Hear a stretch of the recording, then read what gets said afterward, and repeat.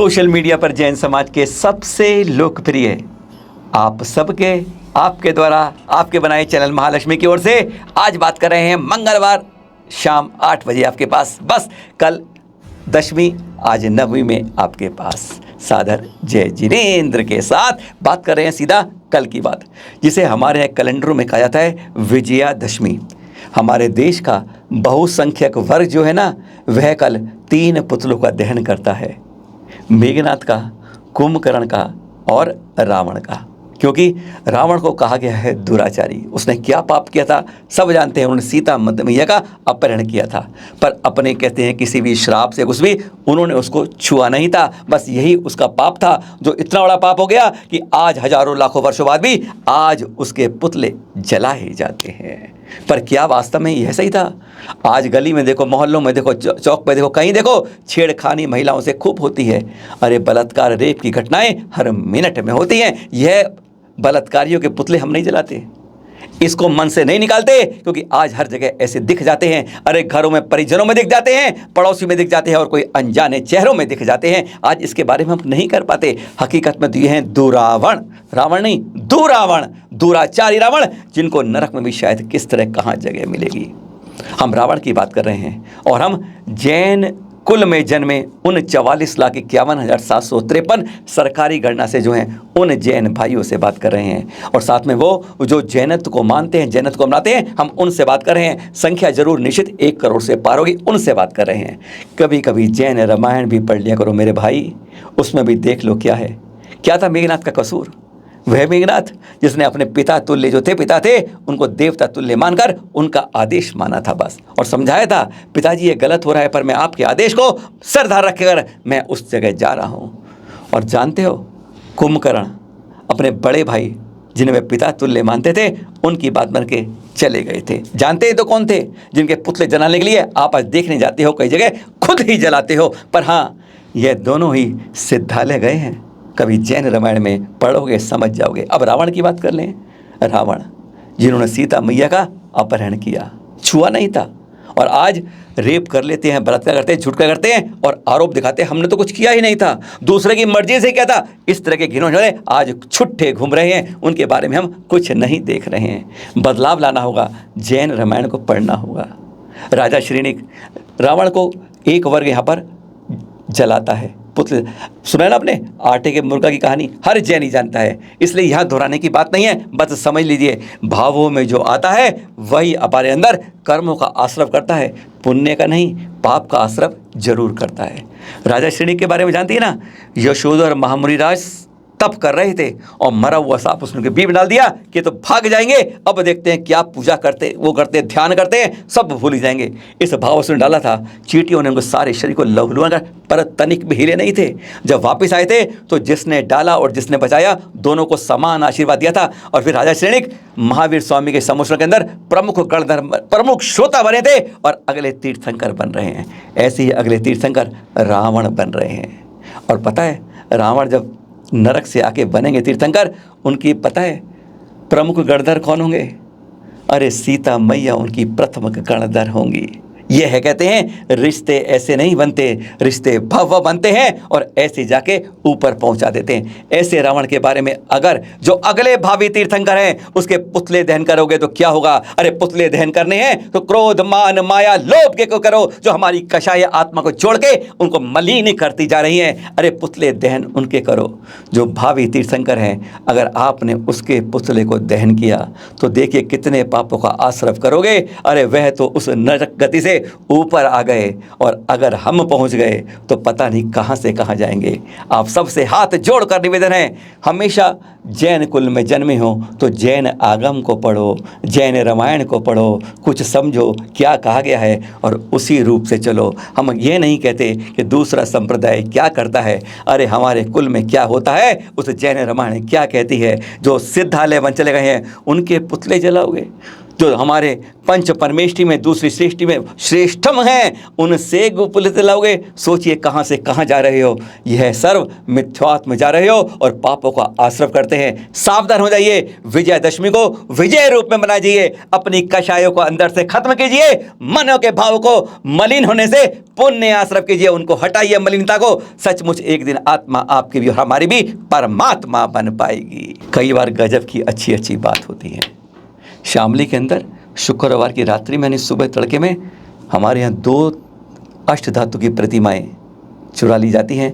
वहीं पर 2.5 महीने से कार्य करने वाले मौजूदों द्वारा 10 घंटे में पुलिस खुलासा कर देती है। और देखिए कल अदालत से हमें वापस प्रतिमाएं मिल गई। चलिए देख रहे हैं कितनी खुशी की बात है, यानी 36 घंटे में सब कुछ हो गया।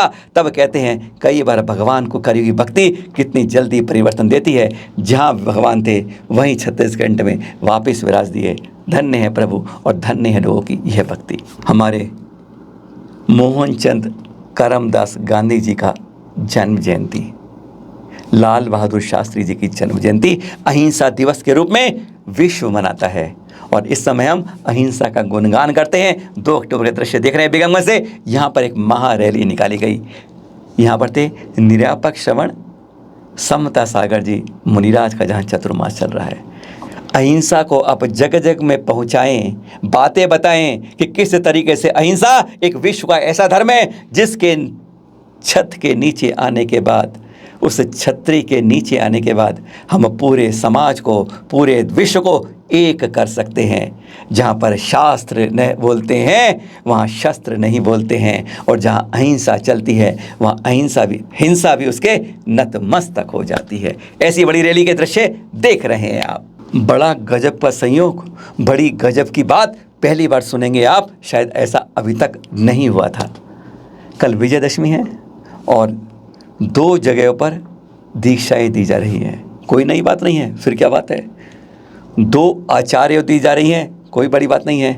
पर 2 जगहों पर आचार्य वर्धमान सागर जी महाराज द्वारा दी जा रही हैं। गजब की बात, नाम 2 और हमारे आचार्य 2 हैं, एक नहीं है।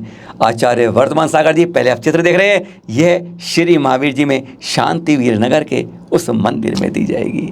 साधना दीदी, नेहा दीदी, दीप्ति निधि, पूनम दीदी, यानी जहाँ पर इंदौर, दिल्ली, सनावद, कोटा से एक दीदी आर्य का दीक्षा लेंगी। गजब की बात श्री महावीर जी में आई है आपके पास।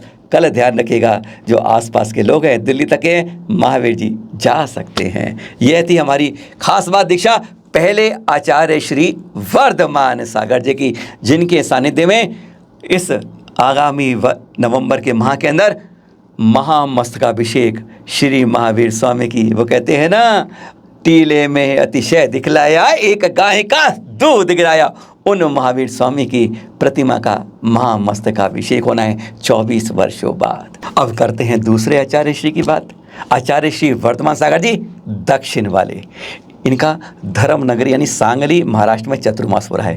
इनके चतुर्मास हमेशा ये महाराष्ट्र में विहार करते हैं या कर्नाटक में, 2 ही जगह इन 2 राज्यों में करते हैं। और अब यह भी विजयदशमी के दिन 2 दीक्षाएं दे रहे हैं। जी हाँ, चंद्रकांत जी की और राजेंद्र जी की।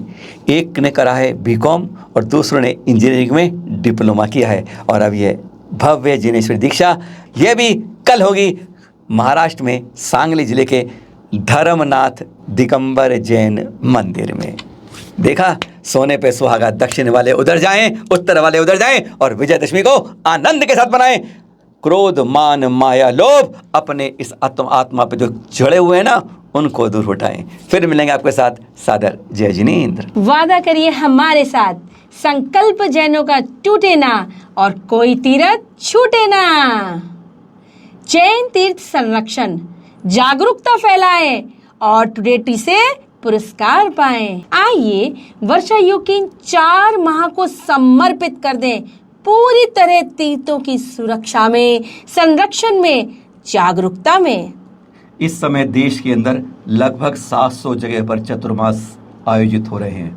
हमारा आप सभी से विनम्र अनुरोध है कि आप जो भी कार्यक्रम कर रहे हैं उसमें तीर्थ संरक्षण को जोड़ लीजिए, और जो भी जोड़ रहे हैं आप उसकी सूचना भी दीजिएगा, और हर को मिलेगा टुडे टी की ओर से गिफ्ट पैम्पर तथा प्रमाण पत्र भी।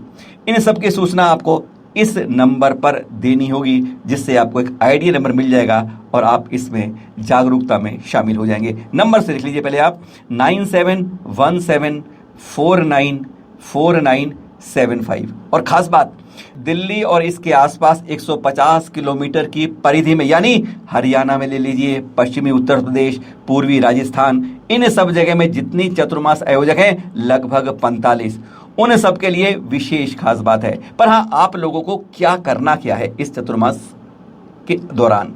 सबसे पहले तीर्थों की सुरक्षा के लिए, संरक्षण के लिए विभिन्न कार्यक्रम कीजिए। संतों से प्रवचन कराइए, धर्म सभाओं का आयोजन कीजिए, महिला मंडल से कोई जागरूकता करवाइए, प्रश्नोत्तरी करिए, चित्रांकन करिए, डिबेट करिए, विद्युत गोष्ठी करिए, कुछ भी करिए, उन जगह तीर्थ यात्रा करवाइए। इस तरह की जागरूकता से हम अपने तीर्थों को जो हमसे छूटते जा रहे हैं, मिटते जा रहे हैं, उन सब को बचा सकेंगे, और आपका यह सहयोग पूरा जैन समाज के लिए अमूल्य योगदान होगा। बस यही करिएगा। पर हाँ, मिलेगा क्या? टुडे टी की ओर से उत्साहवर्धन के लिए कुछ पुरस्कार, प्रशस्ति आदि भी देने की घोषणा की गई है। तो आइए जानते हैं 3 सर्वश्रेष्ठ को टुडे टी पुरस्कार करेगा। पता है क्या? पहला है अहिंसा पुरस्कार, जो 51,000 राशि का है। दूसरा पुरस्कार अनेकांत पुरस्कार 31,000 राशि का है।